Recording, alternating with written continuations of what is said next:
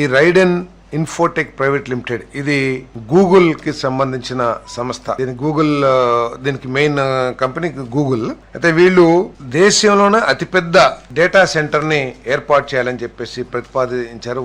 విశాఖపట్నంలో దాదాపు 480 ఎకరాలు 3 ప్రాంతాల్లో మొత్తం పెట్టుబడి 87,520 కోట్ల పెట్టుబడితో పూర్తిగా ఈక్విటీ. దీంట్లో ఉన్నది ఏంటంటే ఈ గూగుల్ కి ఉన్న ఆర్థిక పరిపుష్టి ఎటువంటిదంటే 87,520 కోట్ల రూపాయలు కూడా స్వంత నిధుల నుంచే పూర్తిగా ఈక్విటీ బేస్ తో తర్లువాడ ఆనందపురం మండలం, అదేవిధంగా అడవివరం, చిన్నగాదిల మండలం, రాంబిల్లి, అచ్యుతాపురంలో 3 అతిపెద్ద డేటా సెంటర్స్ ని ఏర్పాటు చేసే ప్రతిపాదనకు కేబినెట్ ఆమోదం తెలిపింది. దానికి వారే ఏపీఐసి ద్వారా భూమిని సేకరించే కార్యక్రమం చేస్తా ఉన్నారు. వారికి సహకరించడం జరుగుతుంది ప్రభుత్వం తరపు నుంచి.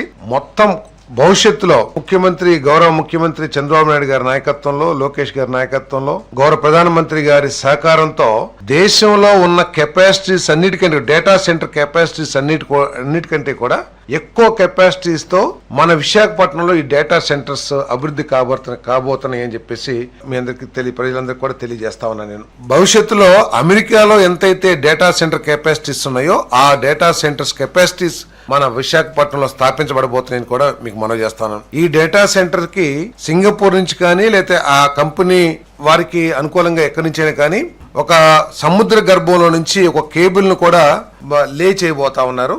ఆ కేబుల్ ఎండ్ మన విశాఖపట్నంలో దానికి కావాల్సిన ఇన్ఫ్రాస్ట్రక్చర్ ఏర్పాటు చేయబడుతుంది. ఇప్పటికి ఇటువంటి కేబుల్స్ కేవలం నాకు తెలిసి బాంబే, చెన్నై, కొచ్చిన్ లాంటి ప్రాంతాల్లోనే ఉన్నాయి. ఆ కేబుల్స్ కెపాసిటీ అంతా కూడా పూర్తి అయిపోయిందని నాకున్న సమాచారం. కాబట్టి ఈ రోజు ఏదైతే కొత్తగా కేబుల్ లే చేయబడతా ఉందో సముద్ర గర్భంలో ఈ రైడెన్ గూగుల్ కంపెనీ ద్వారా చాలా ఎక్కువ కెపాసిటీ ఉంటుంది. కాబట్టి ఈ రైడెన్ ఇన్ఫోటెక్ డేటా సెంటర్ ఏర్పాటు చేసిన తర్వాత అంటే ఒకసారి ఆలోచించాలి ప్రజలందరూ కూడా. ఏ ప్రభుత్వం అయినా సరే, ప్రజాబలంతో గెలిచిన ఏ ప్రభుత్వం అయినా సరే బాధ్యతగా సంక్షేమ కార్యక్రమాలు చేయాలి.